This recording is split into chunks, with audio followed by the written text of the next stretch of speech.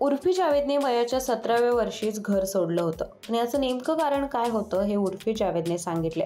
तिने खुलासा केला आहे की ती जेव्हा किशोरवयीन होती तेव्हा तिला विशिष्ट पद्धतीचे कपडे घालण्यापासून रोखले जायचे। त्याचबरोबर तिच्या वडिलांनी एकदा तिला इतकं मारलं होतं की ती बेशुद्ध झाली होती। घरातील मानसिक आणि शारीरिक शोषणामुळे ती कंटाळली होती आणि त्यानंतरच तिने घर सोडण्याचा निर्णय घेतला।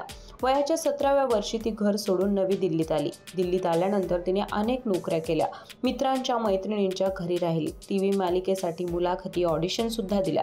पण बिग बॉस OTT मध्ये जेव्हा ती स्पर्धक म्हणून दिसली तेव्हा तिला मोठा ब्रेक मिळाला।